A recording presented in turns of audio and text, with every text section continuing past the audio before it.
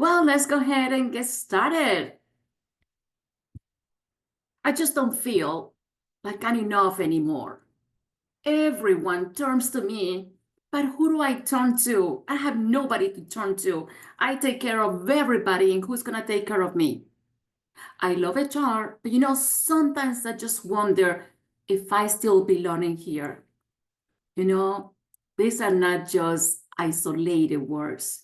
You know that they are real feelings that I've been hearing more and more lately from HR professionals just like you.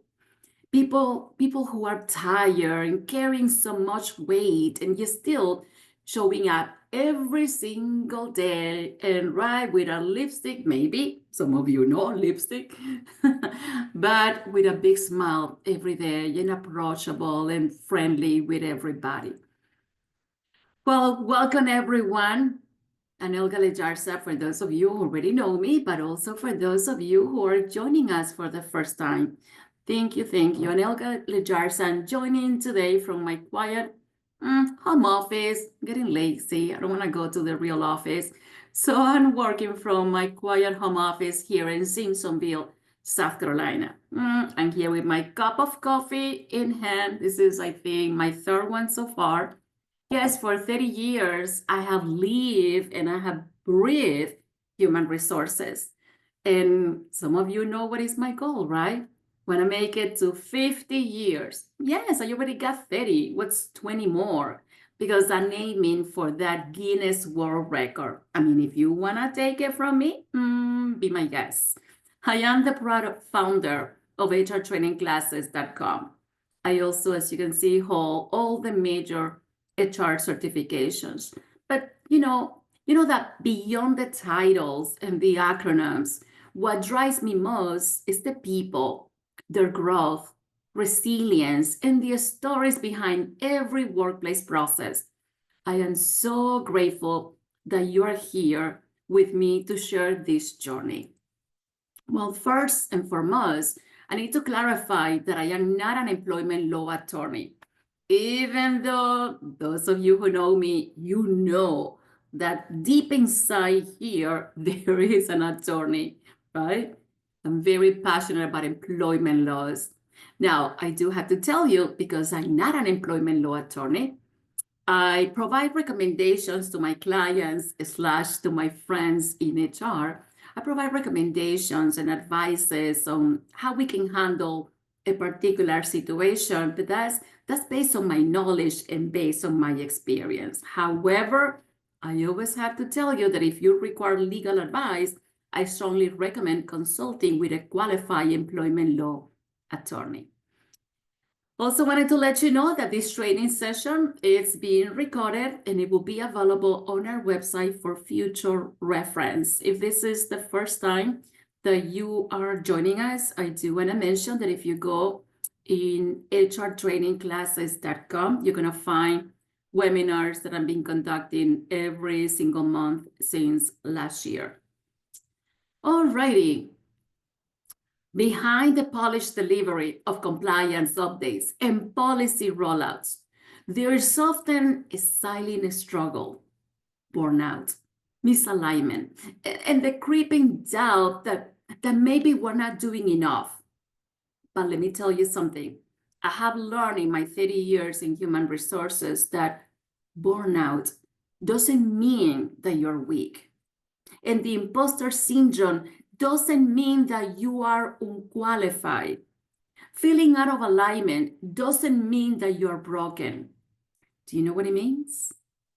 It means that you are human. And when our values don't match our environment, when we stretch just too thin, and when we constantly give without being refueled, something has to give. We're expected to hold a space for everyone else, right? But who holds a space for us? We're supposed to take care of everybody in the organizations. And who takes care of HR? That's what this webinar is about. This is your hour to pause, to slow down. This is for you. This is to reflect and to reclaim your power. To be reminded that, like I said, Tara, you are not alone. You are not failing. You are not an imposter. You are an HR professional navigating complex human challenges with heart, with integrity, and with more resilience than you probably give yourself credit for. So join me, not just for another training, but think about this more like a conversation that we are going to have, a moment of clarity, a reconnection to your why, and maybe a reset that you didn't know that you needed. So here's what we're going to be covering during our time together this hour. First, we're going to begin by recognizing the hidden struggles.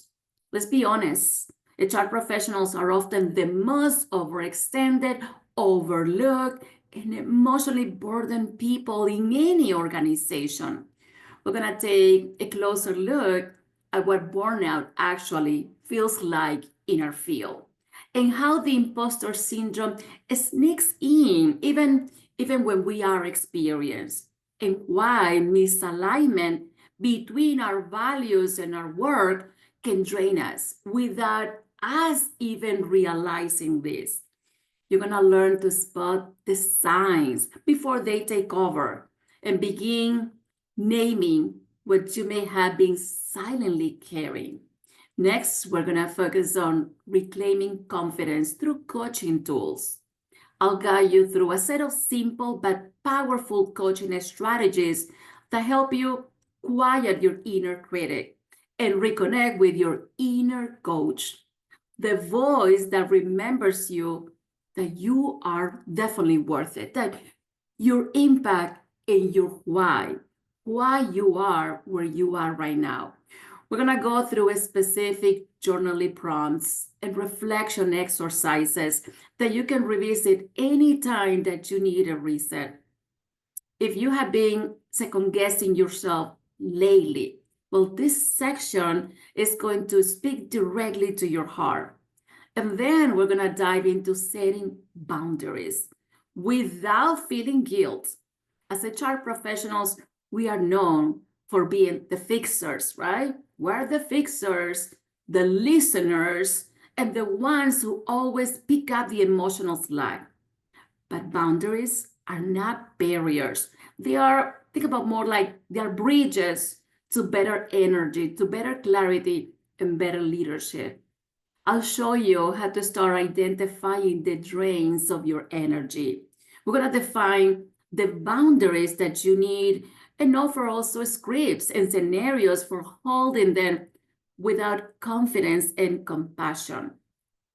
After that, we're going to address navigating misalignment with clarity. One of the hardest things to admit is that maybe our current work environment no longer fits who we are. Well, in this part of the session, we're going to explore that misalignment. It feels like in the day-to-day and how to evaluate what's no longer serving you and what options are there, what other options exist, whether that could mean changing your role or changing your mindset or changing your environment. This is not about quitting. This is about getting clear on what you truly need. And finally, we'll end up by creating a space for you. So this is not going to be your typical HR compliance training. This is a real, an honest, a human-centered conversation. We're going to have a conversation, a moment to breathe, a moment to reflect, and to remember that that you matter. You'll walk away not only with strategies, but with permission. That's right, with permission to care for yourself, to reset, to be fully human in a profession that demands so much of you. This session is yours because you have earned it. So, what is going on? Why? Why are so many HR professionals so stressed?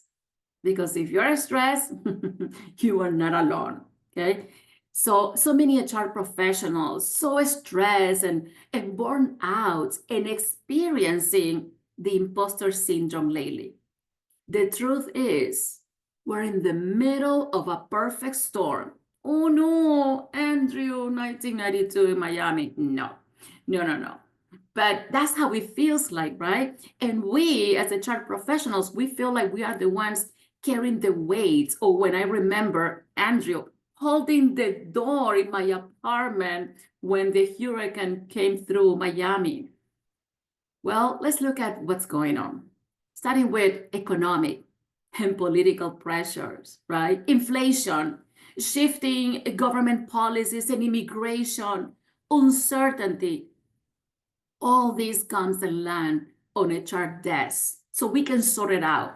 And here's my mother saying, well, don't watch the news. Don't listen to anything.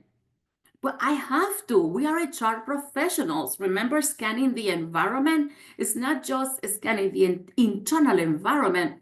We need to know what's going on out there because all the things happening out there externally, those external factors are going to impact our organization's profitability, our organization's strategies, our organization's competitive advantage. So we need to know what's going on there.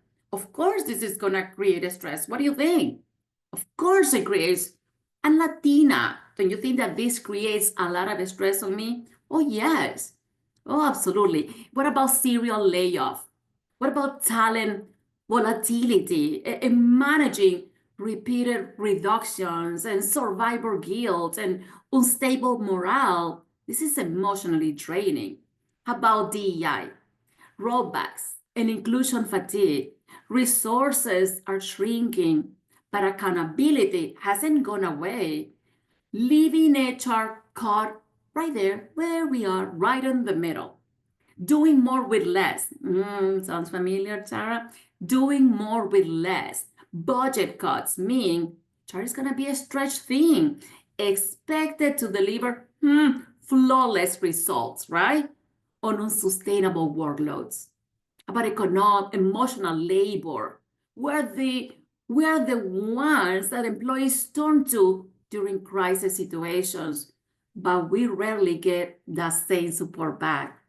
About technology and AI adoption, rapid implementation demands and new skills, yet training and time to adapt are going to be often missing. Of course, the imposter syndrome is going to be amplified. High expectations, little executive backing, and constant scrutiny make even seasoned HR leaders question if we are enough. So when we ask what's going on, this is it. Layer after layer of pressure with HR expected to carry everyone else while struggling to protect our own well-being. So let's start by acknowledging something that many HR professionals rarely talk about loud. As HR professionals, we're often the calm in the chaos, the ones holding a space for everyone else. But behind the strength that we show to others, there can be a heavy emotional weight that we carry most of the time is going to be in silence, whether it's chronic stress, feelings like maybe we don't belong, or struggling to align with the company culture that doesn't reflect our own values. These experiences are common in our field. And today we're going to bring them into the light. Burnout in HR doesn't always look like crying in the break room, in the restroom, in our office, or snapping at a colleague. More often, it's quiet. It shows up as decision fatigue and feeling mentally drained from being the one who always have to have all the answers. It shows up as emotional numbness, being there for everyone, but feeling disconnected from yourself. Don't you feel sometimes like, I feel like I'm a zombie? Yeah, that's how sometimes I feel too. It's the constant on-call energy, where even one weekend or vacation, your brain doesn't turn off. If any of this sounds familiar, let me tell you, you are not alone. HR is one of the few professions where you're expected to be both a strategic business partner and an emotional support system. You know what often get lost in that? Your confidence. We are the ones who lift others up, but we're also the ones who quietly wonder, am I really good at this? Imposter syndrome thrives when you're constantly helping others succeed without taking a moment to acknowledge your own expertise. Sometimes the organization values they don't match our own. Maybe leadership says that they care about people, but their actions tell a very different story. They say people first, right? People first. But behind closed doors, it's it's about only what? Profits. They say we support our employees, but HR is excluded from key decisions or blame when those decisions made by them when they go wrong. Over time, when we stay in spaces that are going to conflict with our own values, that's going to take a toll, a quiet, persistent toll. It shapes away our energy, our motivation, and of course, our confidence. And most dangerously, it starts to make us question ourselves. We think, is it me? And is it that I am too sensitive? Come on, Elga, why are you so sensitive? Am I the problem? Is it just me? Am I the problem here? But the truth is that burnout is not just personal. Burnout is organizational. Burnout doesn't happen in a vacuum. It's not just about poor boundaries or maybe lack of self-care. It's about environments that are too much and offer too little. In HR, we often absorb the stress, the fear, the dysfunction, and sometimes even double standards of the workplace culture. We are the ones hearing the layoff before the employees. We are the ones asked to enforce decisions that we didn't make, decisions that we didn't recommend. We're told, stay strong for the team, while no one checks on how we are doing. This is the invisible labor of HR. And yes, it is heavy. So here we're going to start calling it what it is: systemic pressure. We're going to start exploring how to name it and navigate it, and when necessary, yes, when we have to push back also. Because speaking truth to power doesn't make you difficult. It makes you necessary. How many times have you heard yourself say, I'm fine, when you were not fine? HR professionals are often seen as that glue that holds things together. Yeah, but no one really asks how the glue is doing, right?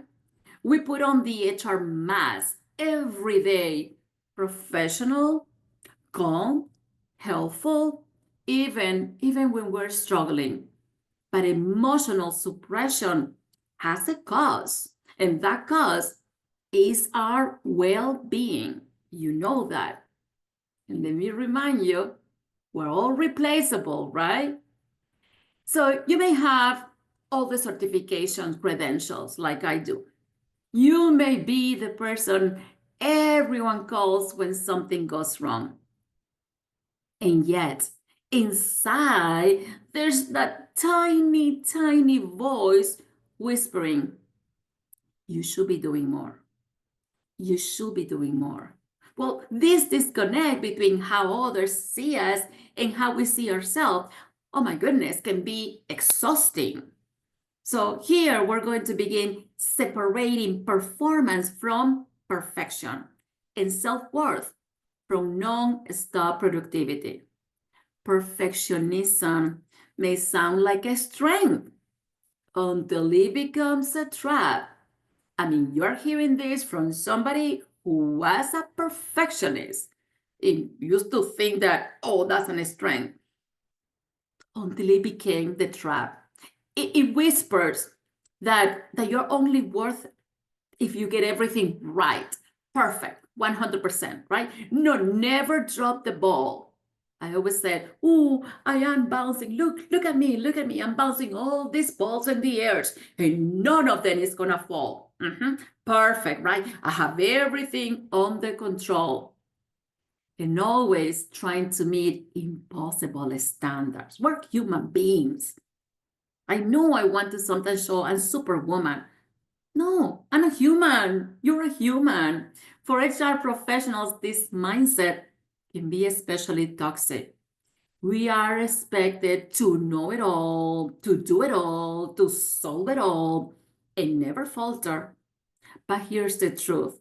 Perfectionism doesn't just fuel stress, it feeds the imposter syndrome. It convinces us that if we don't do things flawlessly, we are a fraud. You are defective. You're not good.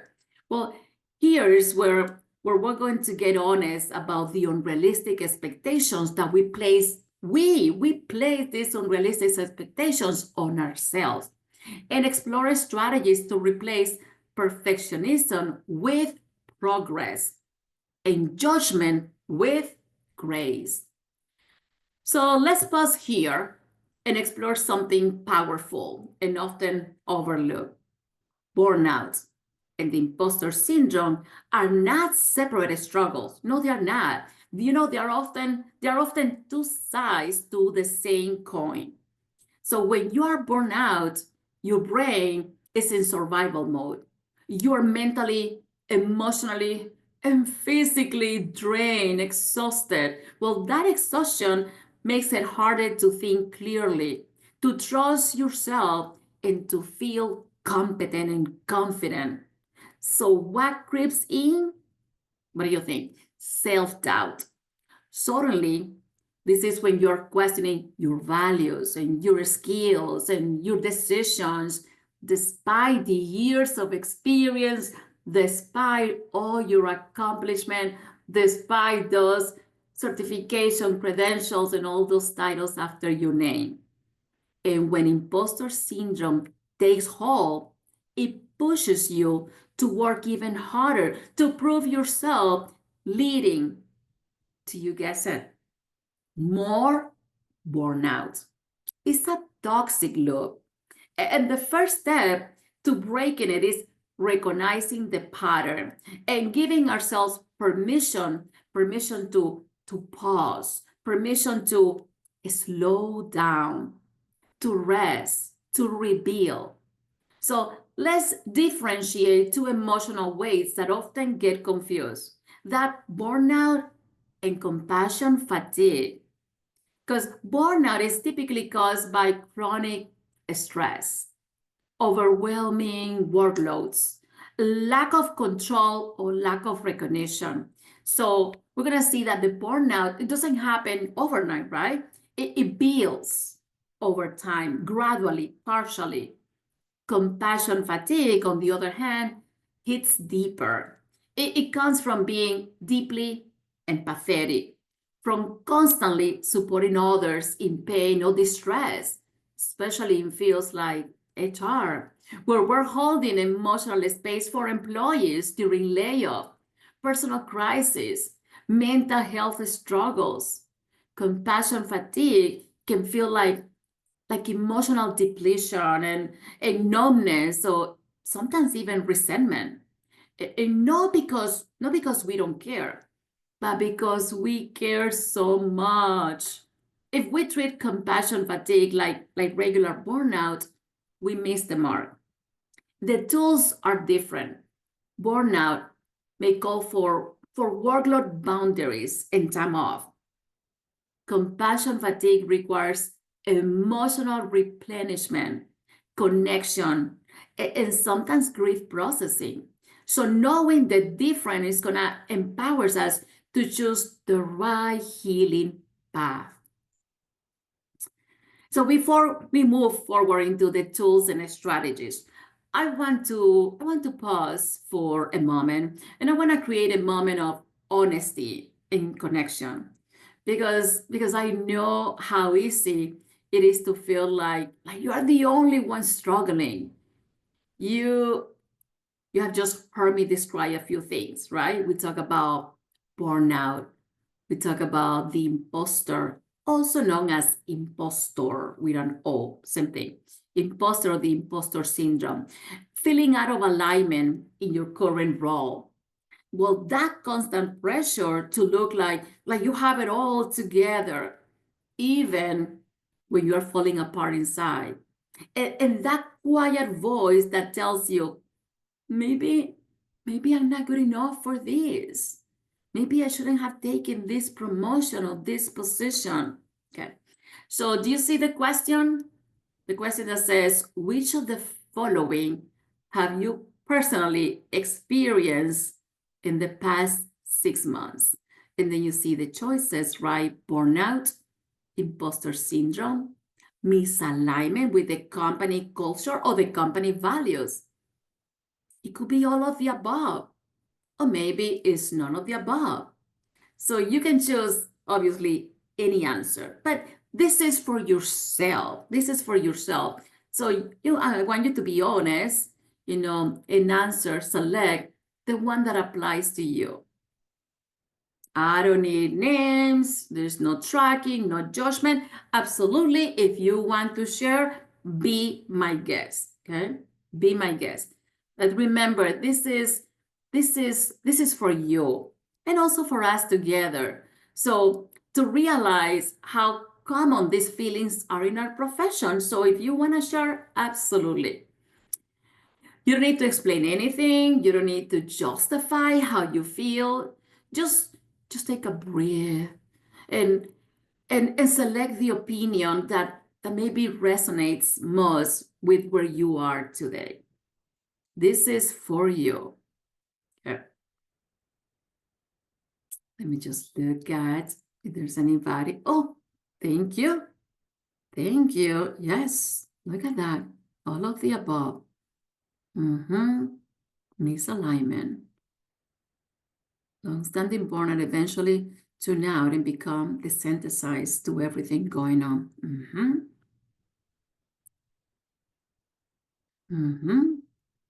Feel bad about taking a vacation and afraid that I will come back. Yes, it's like if we take a vacation, we have to pay back for that vacation, right? Vacation was that. Okay, I know it sounds like my mother asking me, when are you gonna take a vacation? And I said, what is that, man? When I die, man, I can't right now. Imposter syndrome currently. You are not alone. You are not alone. Absolutely, you're not alone. I know so many.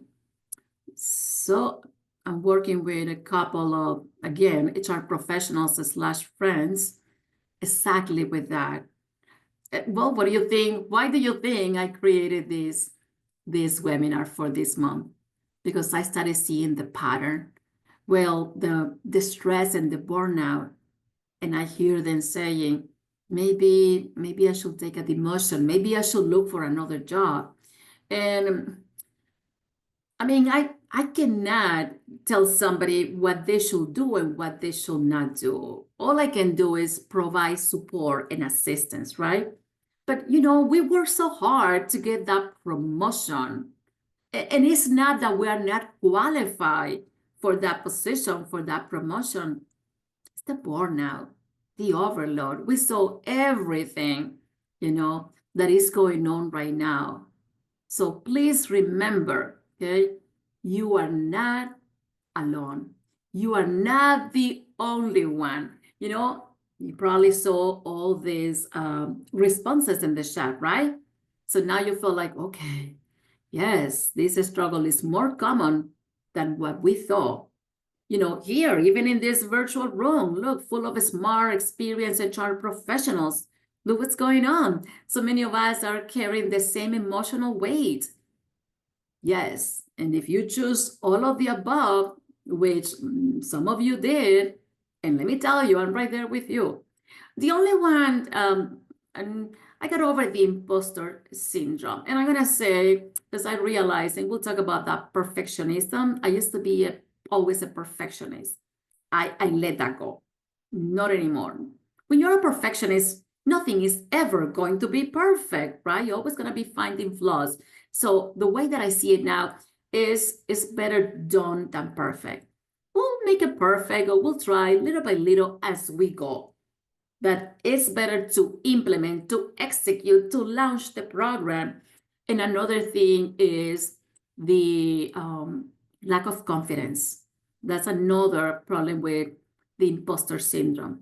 Well, I have no problem with that. Those of you who know me, you know that I don't have a problem with confidence. I feel like I have too much confidence. But you know what? I'm at level 61. Keep it as a secret. I'm at level 61. So if I don't have confidence of myself at level 61, I have 61 years to get the confidence, then I don't know when I will get it, right? So even if you chose all of the above, you know what? Let me tell you, keep it as a secret. It's a big secret that everybody knows, right? Level 61. But again, if you chose all of the above, you're still a great HR professional. You're still capable. You're still worthy of support. And I'm going to say thank you, thank you, thank you. Thank you for your courage in selecting, one of these options. Silently or sharing it, that alone, you know what? That alone makes this space safer, the stronger. Okay? Think about we are in the same profession. Think about we're all human beings. Yes, we share, stress and burnout and fatigue and all that. So we got to look at our similarities and not our differences. And we should be here to support each other. Think about in the office, in your company, right? You are there to support everybody. And who comes and support HR? We, you're not alone. We help each other. This is why we develop connections. LinkedIn. Is everybody connected with me on LinkedIn? I'm going to say when I look over here, probably 95%. Yes, right? Thank you for all of you, my clients, my friends, for being here with me, always supporting me. But let me tell you, we need that. See, just like I'm here for you when you need me, and you're here for me when I need you, this is what we need to do. HR, connecting with each other. So we build that support system that we need. So when we feel I'm here to support everybody and nobody's here to support me. No, here we are. We're here to support each other. We are not alone. We have each other here. Well, let's take a moment. Let's talk about something that often gets ignored in HR, confidence. Confidence doesn't always vanish in one big moment. It erodes slowly, diminished by maybe a difficult interaction, maybe a project that didn't go as planned, or maybe that subtle but a steady voice that says, you are not good enough. Maybe they started after a layoff. Okay, it's a layoff. Doesn't mean that you are not worth it. Yes, it may take you, several months, several weeks. I have a friend that next month is a year already. Okay? It doesn't mean that you don't have great talents. That's not what it means. Okay? But yes, I can understand that you feel like that. Maybe it was the one performance review that left a mark. Maybe it's the daily exhaustion of constantly supporting others while questioning, whether you are really making an impact. So right now, we're not just going to talk about confidence. We are going to reclaim it. You need to reclaim your confidence. We're going to challenge the fear. We're going to challenge the doubt and all the pressure to always be perfect. Because you are not here by accident. You know that? You are here because you care deeply and you are already making a difference. You just may not be giving yourself credit for it. So the first step is recognize the voice of the inner critic. That voice in your head that says, I'm not doing enough. That's not true. That's your inner critic. And the first step to silence it is to recognize it when it is speaking. It is that critical tone, that overly harsh feedback that you will never say to a friend. So pause, slow down, breathe, and notice it. Then the second step is name the narrative. So what do I mean with that? So what's the story that your inner critic keeps repeating to you? I always mess this up. They are going to find out that I'm not really qualified for this position. When you name it, you're gonna disarm it. You make it visible. And once it is visible, then it's manageable. The step 3 is challenge the thought. Challenge the thought, not yourself. This is where we get practical. So instead of spiraling into I fail, ask, what's the evidence? What should I tell a friend who said this? Right? You are not the thought. The thought is a habit, and habits can be changed. You want to activate the inner coach. This is the part of you that speaks from wisdom and from compassion. It reminds you of what's true and what's fear. It says, yes, that was hard, but you handle it with grace. It says, you don't need to know everything to be effective. This is the voice that we want to strengthen. And we want to practice the change daily.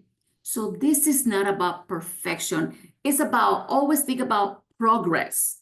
Are we moving forward, not backward? Doesn't have to be perfect, no. But are we moving forward? So it's about progress. So every time you catch your inner critic, change to your inner coach. Even once that you have built a new pathway in your brain.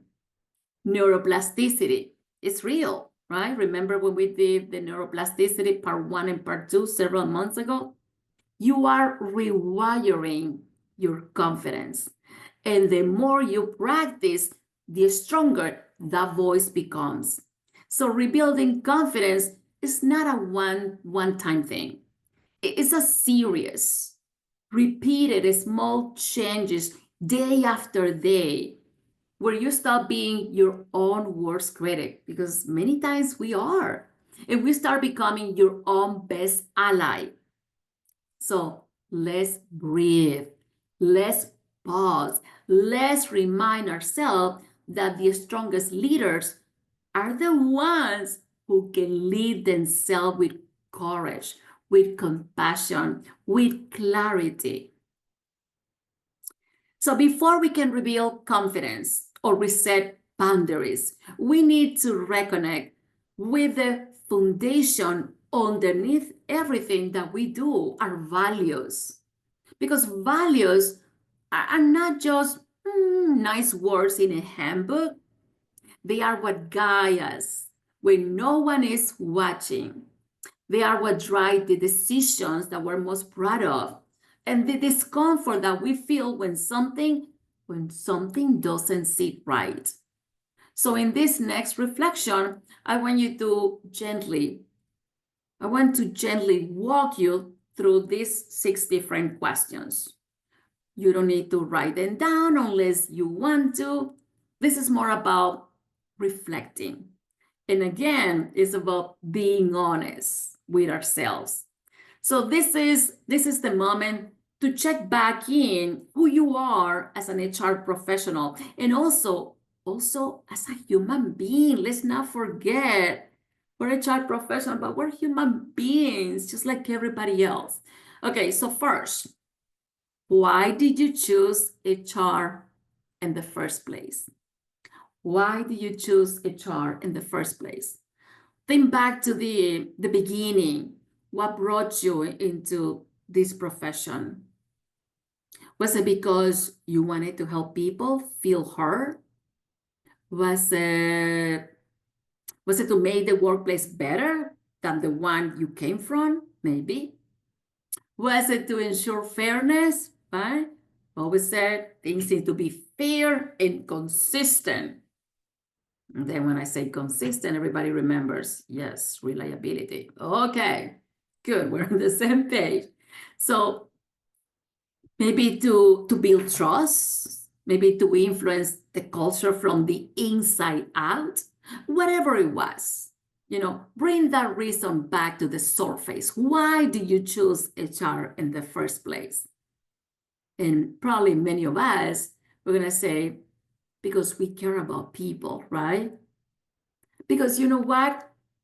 Those reasons why you choose in HR, I bet you those reasons are still in you.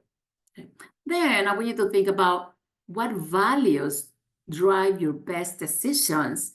Think about a time when you made a hard call that you were very proud of. Oh, I did the right thing, right? Maybe it was standing up for an employee. Maybe it was holding leadership accountable.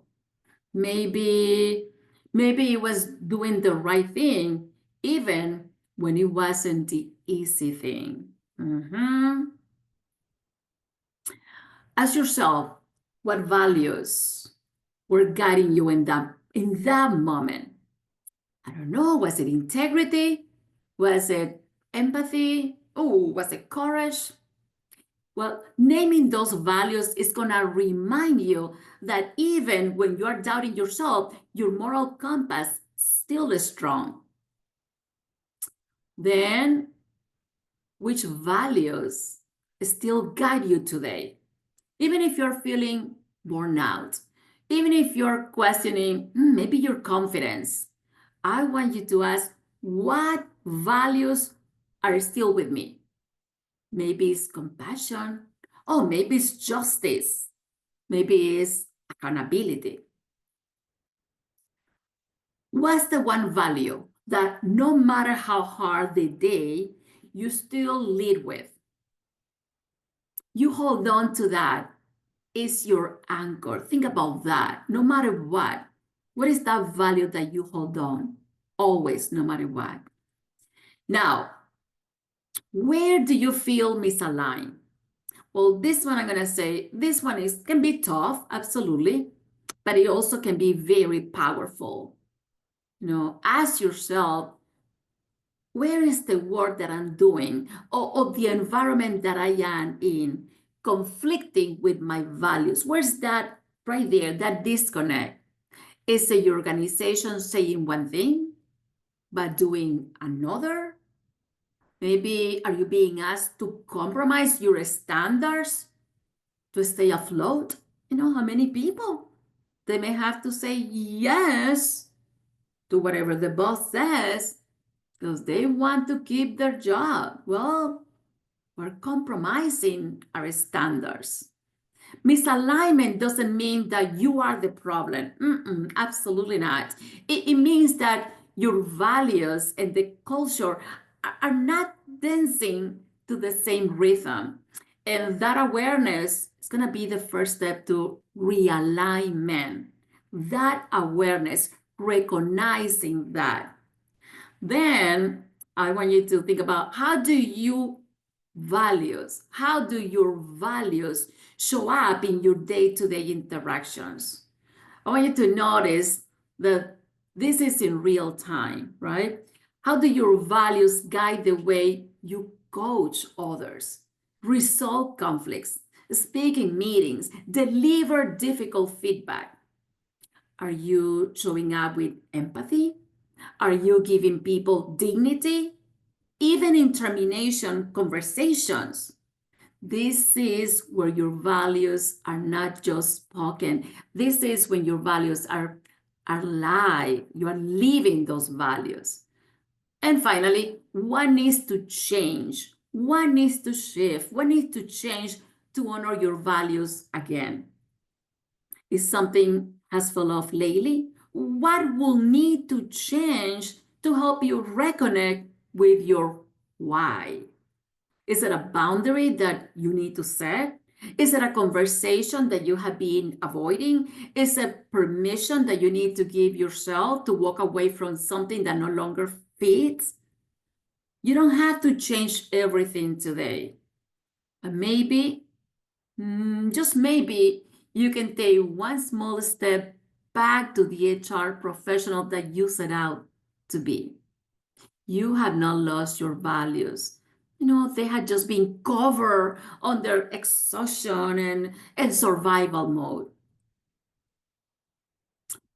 I want you to invite you into a very short but powerful also reflection moment.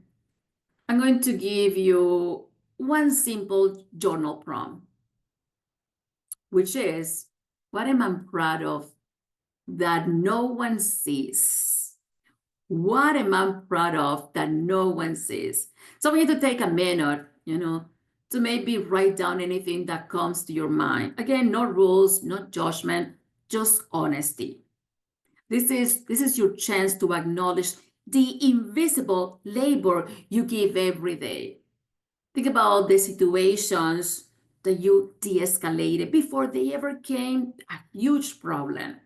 Maybe the employee that you listened to when no one else maybe had time. Maybe that friend, HR colleague that needed somebody to talk to, and you were there to listen, not to judge, to listen and provide support. I'm here with you. Don't worry. If you fall, I'm right here. I'm gonna give you my hand and I'm gonna help you get up from the floor. Think about the times you stayed late to make sure that something was done right. Maybe the way you advocated for fairness in a meeting, even if no one thanked you for it. So these are what I would say your quiet wings, the unseen leadership. And just because they were not celebrated doesn't mean that they didn't matter. So, and just now, what do you do and who you are, even when no one is looking, that's what makes a difference. You see it. If you see it, okay, then that matters. Even if nobody else see it, you see it, that matters. So what boundaries need strengthening? This is not about building walls, brick walls, right? It's about building clarity.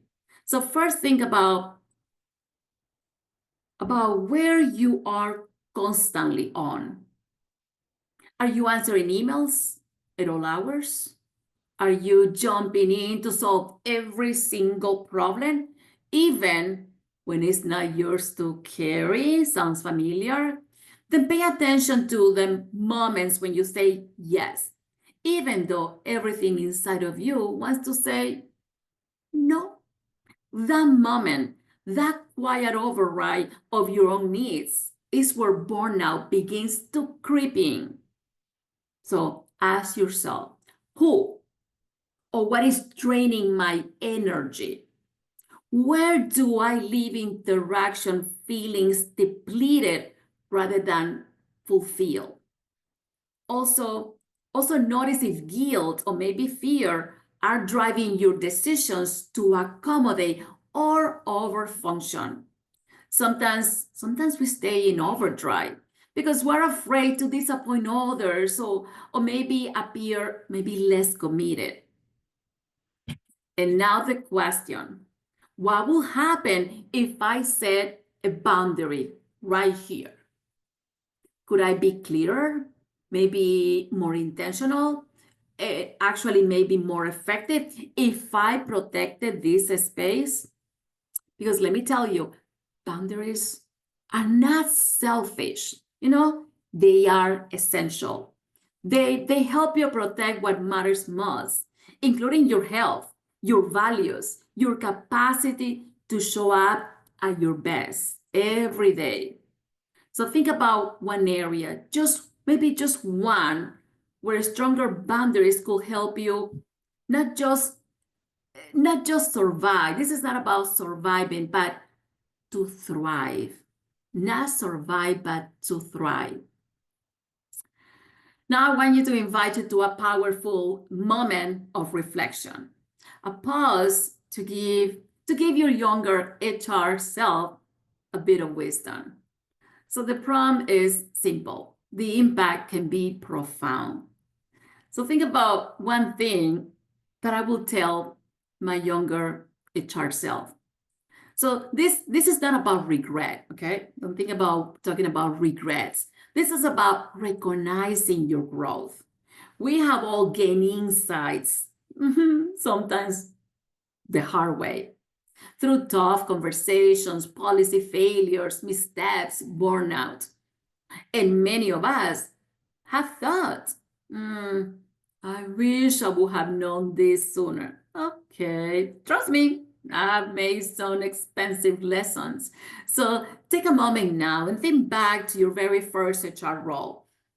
Maybe your first employee relations case, maybe the first time that you advocated for someone and maybe you were not taken seriously. Maybe the first time you realized that HR is not just about paperwork.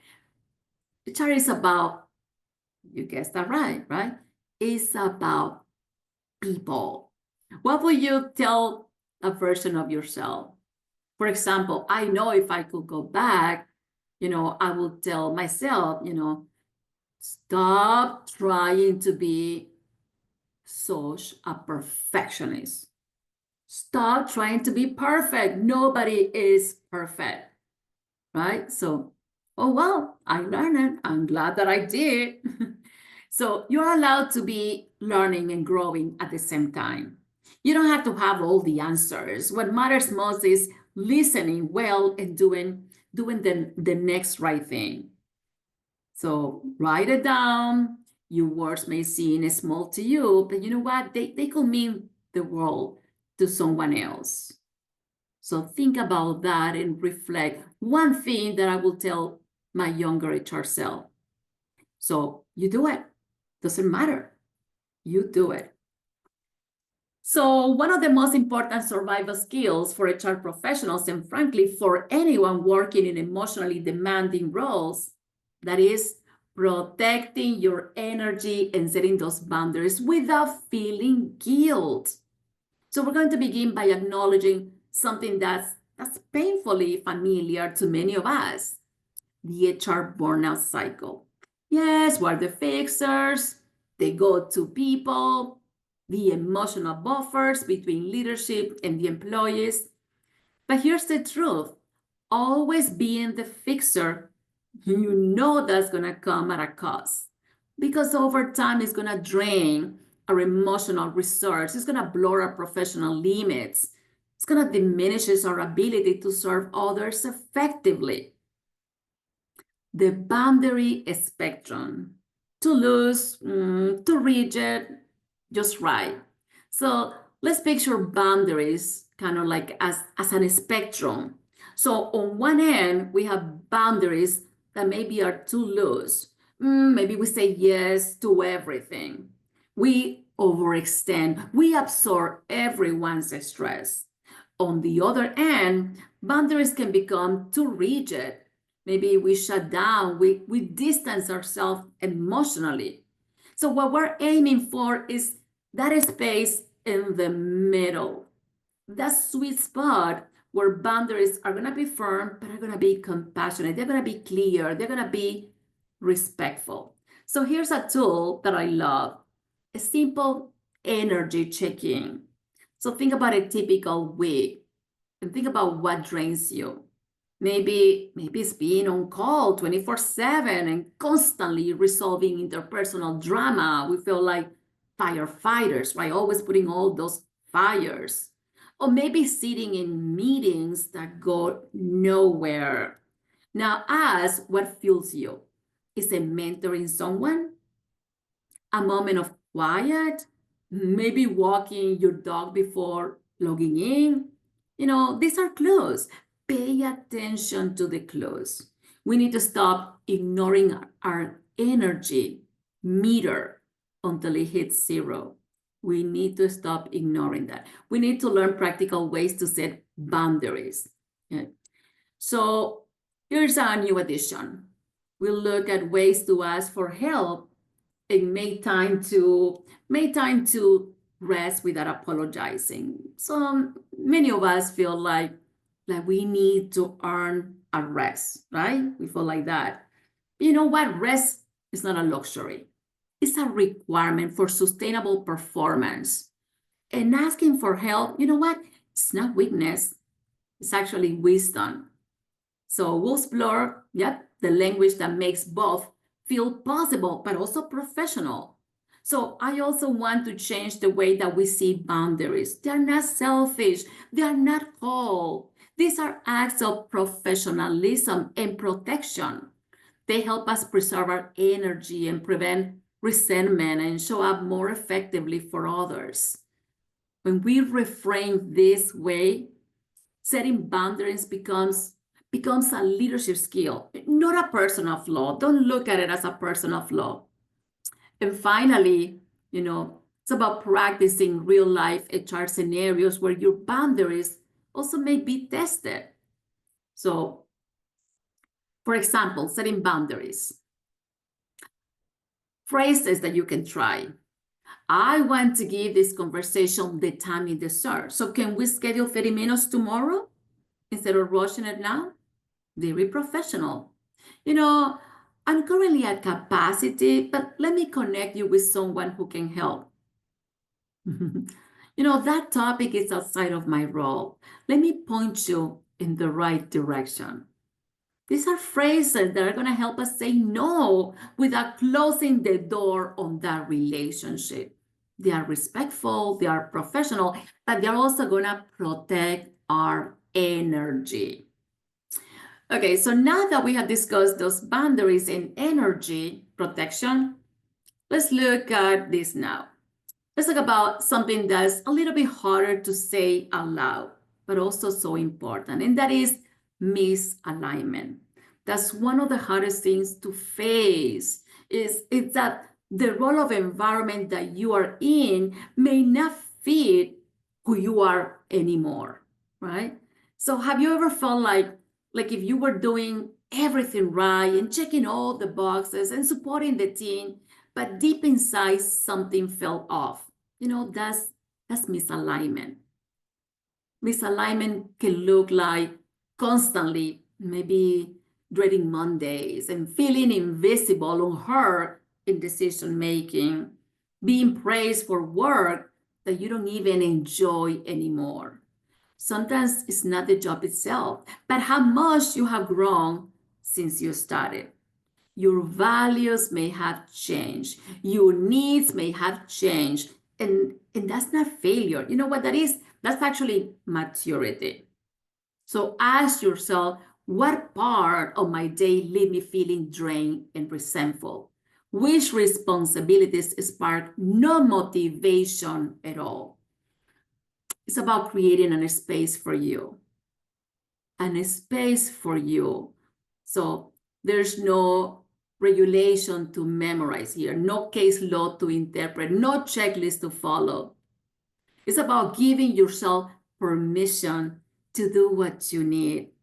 So take a deep breath, lower your shoulders, allow yourself to be fully here. No expectations, no pressure, just you.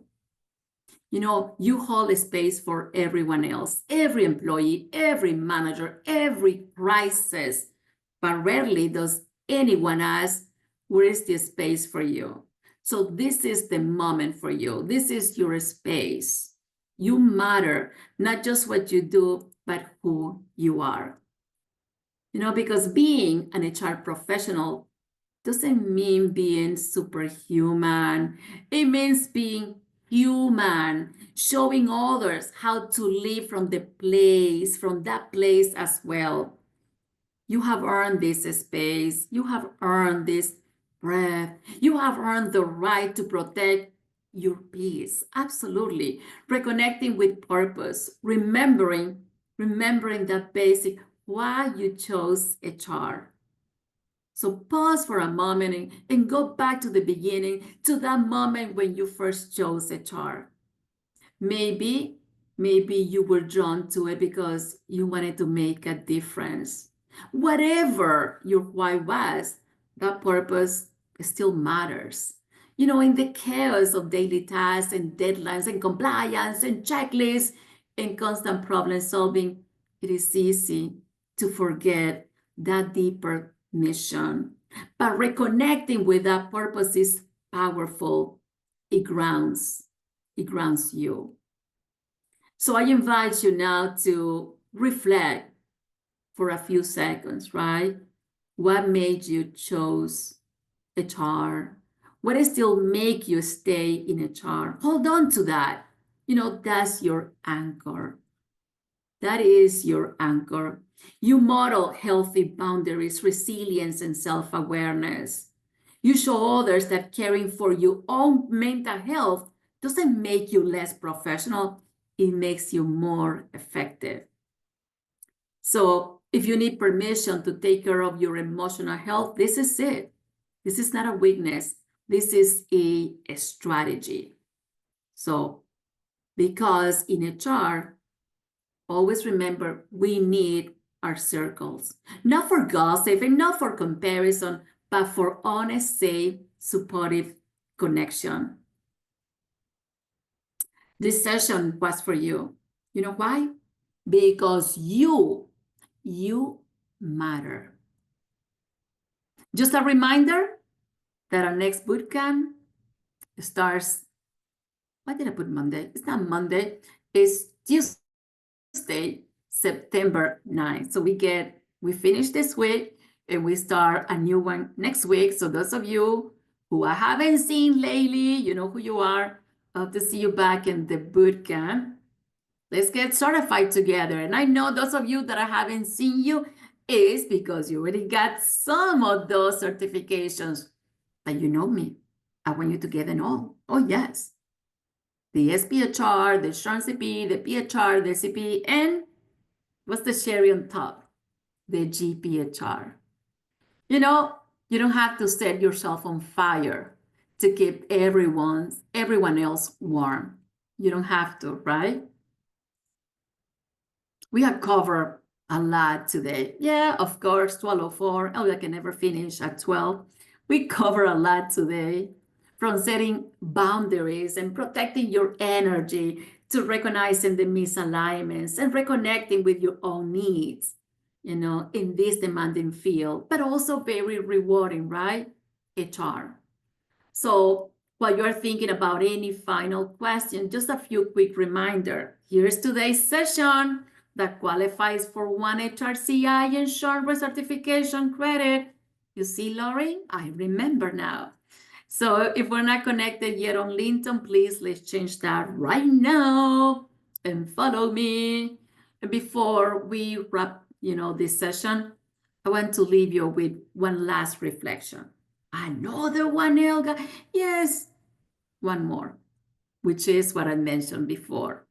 You don't have to set yourself on fire to keep everyone else warm. So let this be your reminder that your well-being is not a luxury, it's a leadership strategy. And if today's webinar resonated with you, if you feel seen, supported, and encouraged, I will also be so grateful that if you take a few moments and leave us a 5-star Google review, you can scan the QR code. I do want to remind you that if you already did a Google review for me in the past, you don't need to do another one, because if you do another one, it's just gonna override the previous one. So all I have to say is thank you so much 5 minutes over. That's not a big deal. Thank you so much for sharing this hour with us. And please remember, this is for all of you. All of you. You matter. Rest is productive. Boundaries are a gift. Oh, thank you so much for all that love. And your humanity is not a weakness. This is your superpower. Until next time, next month, be kind to yourself, leave others. Remember, we're a family. We are a family. Leave others when you can. And never forget the power that you hold when you show up as your full, authentic self. Until then, see you next month. Thank you, thank you, thank you so much, everyone.